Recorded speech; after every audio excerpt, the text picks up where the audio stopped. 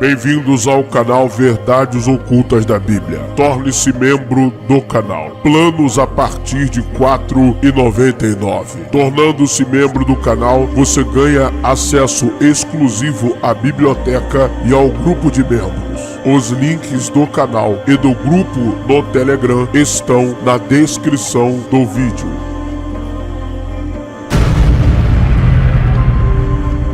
Ative o sino das notificações. Olá, meus amigos, bem-vindos ao canal Verdades Ocultas da Bíblia. E vamos a mais um vídeo nesse canal. Especificamente vamos falar das influências do primeiro livro de Enoque no Novo Testamento. Adentraremos de maneira profunda a compreensão de algumas crenças de escritos neotestamentários que têm fortemente enraizado o seu contexto, o seu pano de fundo, as origens do pensamento dos escritores, totalmente no livro de Enoque. Nós faremos o uso do livro The Lost Prophet, The Book of Enoch and its Influence on Christianity, um livro de Margaret Barker. Nós iremos ler especificamente o seu livro na página 27. A quarta seção de Enoque, capítulos 83 ao 90, chamado também o Livro dos Sonhos, descreve duas visões oníricas que Enoque conta a seu filho Matusalém. O primeiro sonho é o da destruição da terra. A segunda, ou o segundo sonho, contada de forma muito extensa, descreve a história de Israel. Os acontecimentos são descritos com cada vez mais detalhes à medida que o sonho se aproxima da época da revolta dos Macabeus, em torno de 167 antes da Era Comum, sugerindo que os terríveis acontecimentos daquele período faziam todos parte do plano de Deus, os infortuitos para trazer o reino do Messias e o grande julgamento. Então, obviamente, que o livro de Enoque tem a sua construção literária por volta do século II antes da Era Comum, século II a.C. Sabemos que, obviamente, o livro não foi Enoque que escreveu, muito menos Enoque, o sétimo depois de Adão, muito menos o Enoque que foi transladado. O livro é uma construção, é uma obra de escribas. E que justamente os símbolos que envolvem o livro descrevem este período turbulento na história de Israel, que é o período da revolta dos Macabeus. Para entender essas interpretações proféticas, que na realidade são uma releitura simbólica da história que o próprio escriba está vivenciando ou que lhe foi transmitida e não tem nada a ver com um vislumbre do futuro necessariamente, nós precisamos entender o que foi de fato a revolta dos Macabeus. Então, basicamente, a revolta dos Macabeus foi um período significativo na história de Israel. Os Macabeus, cujo nome vem do hebraico Macabim, que significa martelos, eram os integrantes de um exército rebelde judeu que assumiu o controle de partes da terra de Israel, que até então era um estado vassalo do Império Seleucida. A revolta começou em 167 antes da Era Comum, antes de Cristo, quando a prática do judaísmo foi proibida pelo decreto de Antíoco IV. E o culto a Zeus olímpico foi introduzido no Templo de Jerusalém. Muitos judeus que decidiram resistir a essa assimilação foram perseguidos e mortos. Entre os judeus que permaneceram fiéis, entre aspas, à Torá, estava o sacerdote Matatias, que se recusou a servir no templo profano e se exilou com sua família em sua propriedade em Modim. Matatias e seus 5 filhos iniciaram um movimento de resistência contra a dominação estrangeira, destruindo altares, circuncidando meninos à força e recuperando, entre aspas, a Torá das mãos dos gentios. Os macabeus fundaram a dinastia dos reis asmoneus. A figura do rei sacerdote dos asmoneus é algo instituído pelos macabeus. E assim eles governaram Israel entre 164 e 37 antes da Era Comum. Então, um período bem abrangente.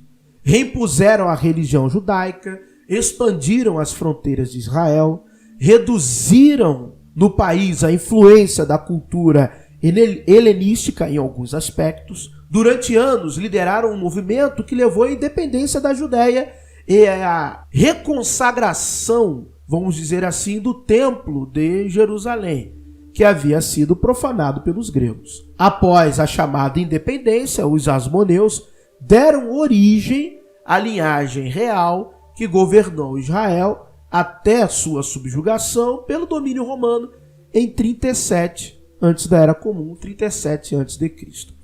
Então, entender esse contexto é importante para entender essas alusões proféticas oriundas do livro de Enoque e que irão diretamente influenciar, diretamente impactar o pano de fundo do Novo Testamento. Vamos continuar a leitura do livro. O livro de Daniel também vem desse período e também contém um relato complexo da história de Israel, culminando nos eventos da revolta dos macabeus. Então, poucos religiosos sabem disso.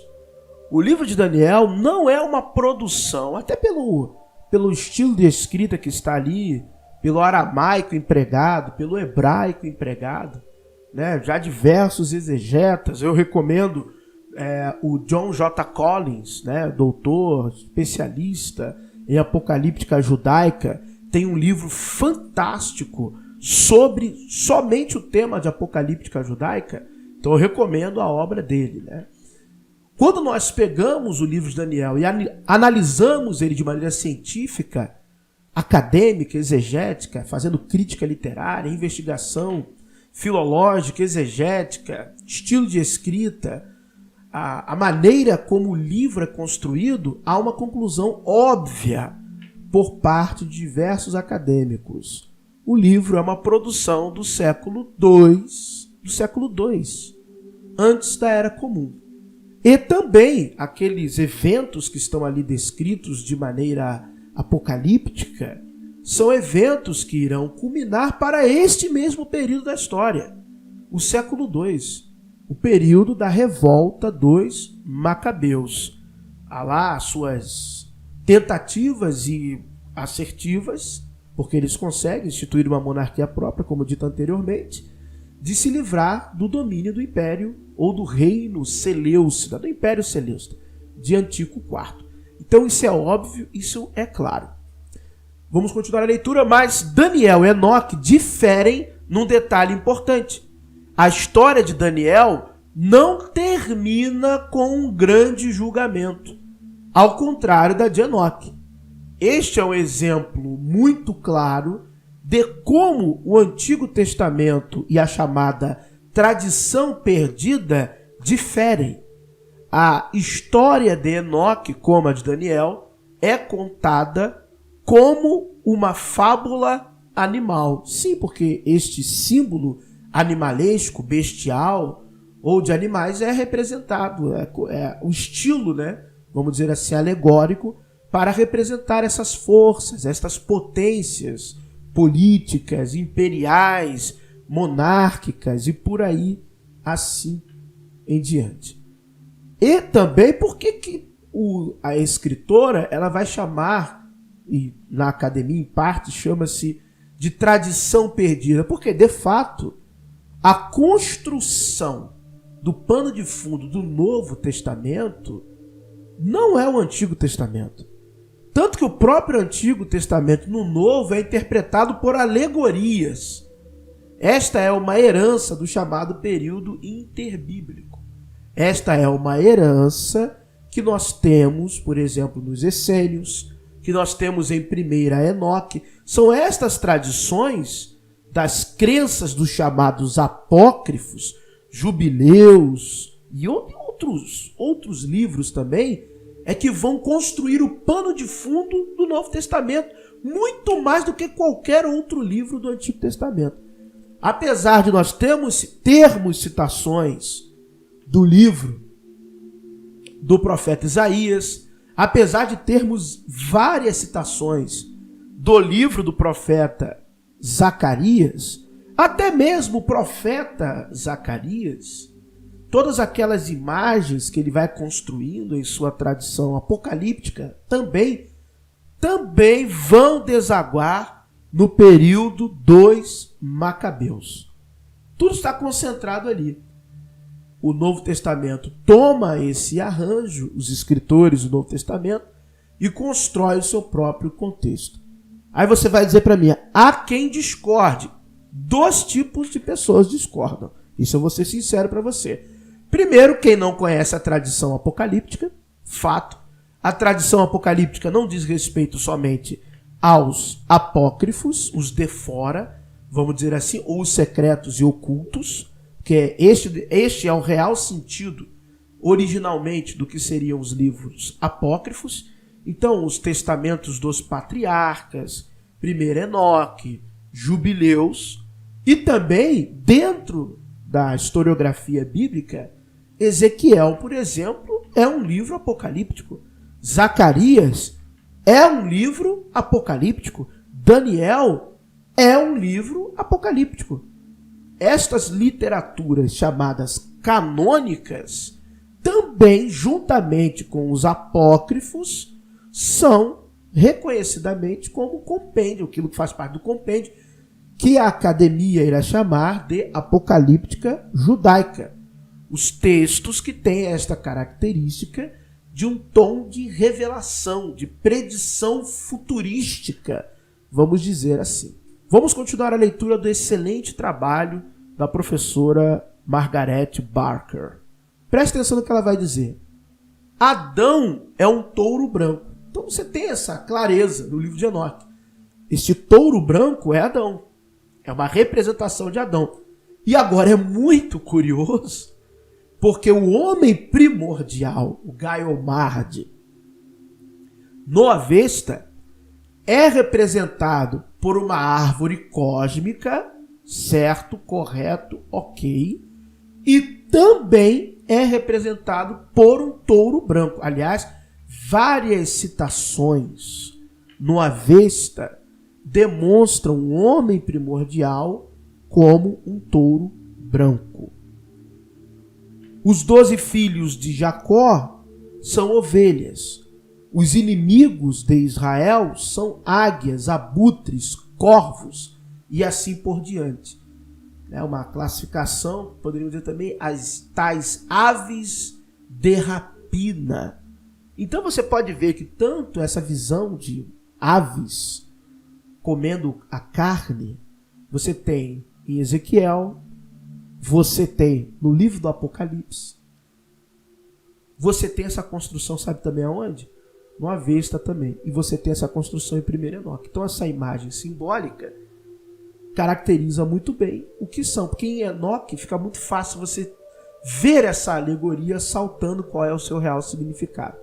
As figuras de anjos na história são descritas como homens ou homens de branco. Presta atenção nisso. Há 3 pessoas notáveis que nasceram como animais e ainda assim se tornaram homens. Decodificando isso, significa que Noé, Moisés e Elias começaram a vida como mortais, homens comuns, e alcançaram o status de anjos. Exatamente isso. Essa é a tradição que se tem.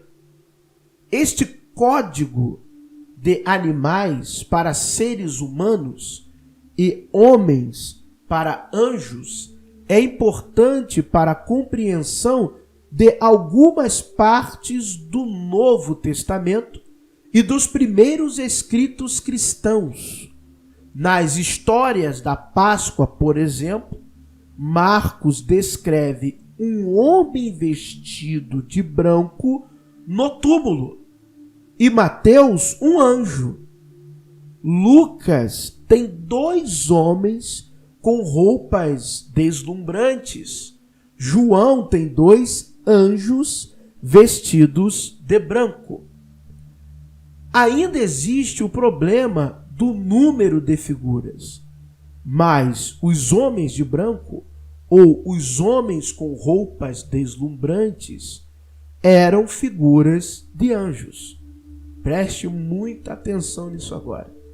Os essênios se consideravam vivendo uma vida angelical e também usavam branco. Uma vez que percebemos que um homem de branco é uma figura de anjo, alguém que pertence ao céu e não à terra, várias outras referências e costumes cristãos primitivos começam a se encaixar. Lembrando, temos que lembrar disso, que porções de primeira Enoque foram encontrados em Qumran, se não estou enganado, na caverna 4, foram traduzidos pelo acadêmico T.J. Melick, e neste trabalho de mais de 400 páginas, se não estou enganado, T.J. Melick, além de traduzir, ele faz a comparação do que foi encontrado em Qumran com a versão grega, com a versão etíope, com a versão copta, com a versão siríaca e com a versão em latim, as versões do livro de Enoque. Então ele pega lá o que foi encontrado em aramaico, em Qumran, e ele compara com as outras versões já que haviam existentes do livro de primeira Enoque. Olha só o excelente trabalho da professora Margaret Barker. Descobrimos que a aquisição do status de anjo, ou seja, a vida eterna. A aquisição do status de anjo é o quê? A vida eterna. É simbolizada pelo uso de roupas brancas e, às vezes, pela unção com óleo, ligando assim os anjos à figura real. Se você, de fato, é um conhecedor das escrituras bíblicas, você vai se lembrar muito bem quando os saduceus questionam a Jesus acerca do estado no reino vindouro, do estado sexual de cada pessoa, e Jesus irá responder: no céu não se casa, nem se dá em casamento, mas todos serão como os anjos. Anjos. Então, o trabalho de Margaret Barker está excelente. Os justos, diz Enoque, usarão vestes de glória, vestes de vida. Está em 1 Enoque 62, 16. Lucas 9, 29 descreve as deslumbrantes roupas brancas de Jesus na transfiguração. Apocalipse 3, 4 e 5 menciona aqueles que não sujaram suas vestes, aqueles que vencerão e caminharão no céu com vestes brancas. Apocalipse 4:4 descreve os anciãos diante do trono, vestidos de branco e usando coroas. Há também vestimentas brancas mencionadas no livro do Apocalipse, capítulo 6:11, capítulo 7, versículos 9, 13 e 14. Às vezes, o manto não passa de uma figura de linguagem, como na carta, melhor dizendo, aos Coríntios, primeira carta, capítulo 15, verso 53, onde Paulo fala em vestir-se de imortalidade. Em outros lugares, a imagem é mais explícita. Estes são aqueles que despiram as roupas mortais e vestiram as imortais, e confessaram o nome de Deus. Agora estão sendo coroados e recebem palmas. Segundo Esdras, capítulo 2, verso 45. Os anjos costumam usar coroas. Logo, simbolicamente, alegoricamente, eles são figuras reais. Entenderam, meus amigos? Muito obrigado por terem assistido a mais um vídeo no canal Verdades Ocultas da Bíblia. Que o verdadeiro Deus abençoe a todos. Se você não acredita em um Deus, que a sorte e a fortuna lhe acompanhem.